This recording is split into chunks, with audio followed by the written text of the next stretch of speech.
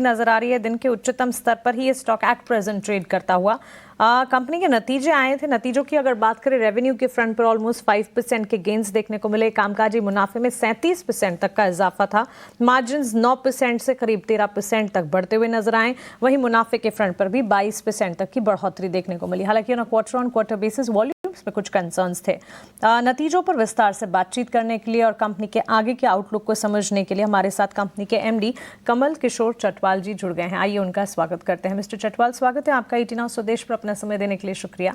नतीजे अच्छे हैं, but on quarter basis volumes में जो डिक्लाइंस नजर आए हैं, कैसे देख रहे हैं आप इस पूरे सिनेरियो को? देखिए, जहां तक क्वार्टर ऑन क्वार्टर की बात है, Q3 और Q4 की अगर बात कर रहे हैं आप, तो उसमें भी हमारी थोड़ी बढ़ोतरी हुई है कि 9.11 हमने Q3 में वॉल्यूम किया था और 9.18 हमने फोर्थ क्वार्टर में किया है। हालांकि जो हमारा गाइडेंस था, एग्जिट गाइडेंस इस साल के लिए 9.5 MMSCMD का था, वो हमने स्लाइटली मिस किया है कि हमने 9.18 पे एग्जिट किया है। सो उस सेंस में आप बोल सकते हैं कि थोड़ा मिस है, बट पूरे साल भर का देखें या क्वार्टर ऑन क्वार्टर देखें, किसी भी नजरिए से देखें, तो वॉल्यूम ग्रोथ में कोई कमी नहीं आई है।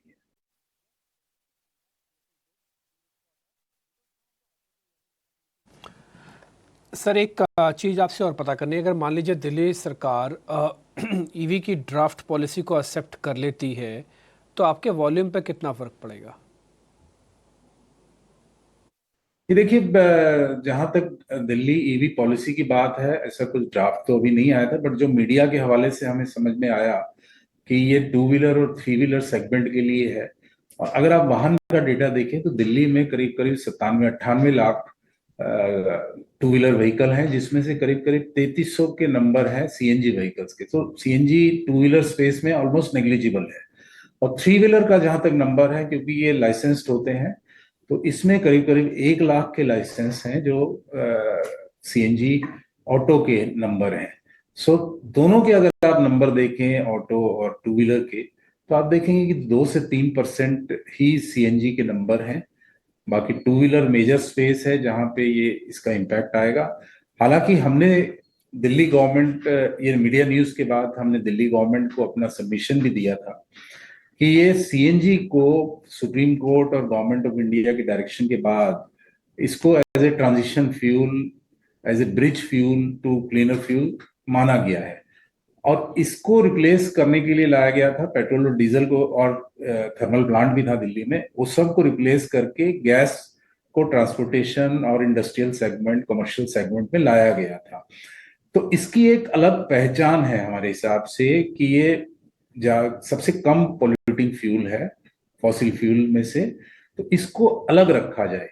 और इसका जब आप कार्बन एनालिसिस करेंगे, लाइफ साइकिल एनालिसिस करेंगे, तो हम ये देखेंगे कि जो हम इलेक्ट्रिसिटी यूज कर रहे हैं ईवी को चार्ज करने के लिए, उसमें 80% तो फॉसिल फ्यूल से जनरेट हो रही है।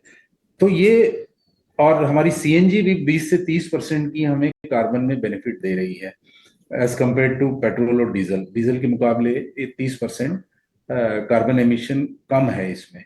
सो इन दोनों एस्पेक्ट को देखते हुए हमारा ऐसा मानना है कि CNG ईवी के ज्यादा करीब है रादर देन पेट्रोल और डीजल के। तो या तो इसको एक अलग कैटेगरी रखा जाए या इसको ईवी के साथ क्लब किया जाए, कुछ जो भी एक आपकी पॉलिसी, नई पॉलिसी आ रही है। तो ये सबमिशन हमने दिल्ली गवर्नमेंट को दिया है। और चॉइस जहां पे कौन सा ईंधन चूज किया जाए, उसको कंज्यूमर पे छोड़ा जाए, जो भी गाड़ी चला रहे हैं, क्योंकि उसको भी अपनी इकोनॉमिक्स देखनी है कि अपफ्रंट कॉस्ट कितना है, कैसे चार्ज करेगा, कितनी गाड़ी चलती है। तो ये सब का डिसीजन कंज्यूमर पे छोड़ दिया जाए, रादर कि हम उसको किसी फ्यूल को बैन करें और ऐसा करें, उसके बजाय कंज्यूमर के ऊपर छोड़ा जाए। ये कुछ सबमिशंस हमने दिल्ली गवर्नमेंट को किए हैं और हमारा ऐसा मानना है कि इन पे पॉजिटिव रिस्पांस आएगा जब भी कोई ड्राफ्ट पॉलिसी फाइनलाइज होगी। चटवाल साहब नमस्कार, अभिषेक बोल रहा हूँ। एक आखिरी सवाल जो हमारे दर्शक भी आपसे जानना चाह रहे होंगे कि किस तरह के प्राइस हाइक हम देखेंगे आपकी तरफ से, और दूसरी चीज़ ये कि अगले में 2 तिमाहियों की अगर बात करूँ तो मार्जिन क्या हो सकता है आपके हिसाब से? देखिए, प्राइस हाइक का जैसा मामला है वो मैंने बताया कि ये डायनेमिक है, ये डिपेंड करेगा कि बाहर जो आरएलएनजी का प्राइस क्या है, एक्सचेंज रेट क्या है और डोमेस्टिक एलोकेशन कितनी होती है, ये सारे फैक्टर्स पे डिपेंड करता है। बट एक मॉडरेट प्राइस हाइक, क्योंकि आईजीएल आज के दिन में पूरे भारत में सबसे सस्ती सीएनजी आईजीएल के दिल्ली जीए में बिक रही है और वहीं पे हमारा 70% की वॉल्यूम सेल होती है। तो वहां पे हमारे पास काफी हेडरूम है एज कम्पेयर टू, अगर आप पूरे भारतवर्ष को भी देख लें तो जो जीएस इवन सोर्स के पास भी हैं वहां से भी हम काफी सस्ता दे रहे हैं। तो हमारे पास कुछ एक हेडरूम है जो हम कुछ प्राइस हाइक ले सकते हैं। तो मार्जिन को ध्यान में रखते हुए प्लस जो बाकी फैक्टर्स हैं उसको ध्यान में रखते हुए वो हम एक डिसीजन लेंगे। बट हमारा यही एक लॉन्ग टर्म विजन रहता है कि ग्रोथ इस सेक्टर में तभी आएगी जब इसको हम थोड़ा कॉम्पिटिटिव रख पाएंगे अल्टरनेट फ्यूल के मुकाबले। और अल्टरनेट फ्यूल में इलेक्ट्रिक भी आ गया है, ईवी भी आ गया है, पेट्रोल डीजल तो है ही। ठीक है, ठीक है चटवाल जी, बहुत शुक्रिया आपका, आपने काफ़ी विस्तार से और इंडस्ट्री के डायनामिक्स को भी आपने टच किया sir. Thank you so much हमें समय देने के लिए। आपसे फिर से जल्दी ही मुलाकात होगी। रोहन भाई, एनर्जी सेगमेंट में बहुत सारी चीज़ें हैं, गैस वाली कंपनीज हैं,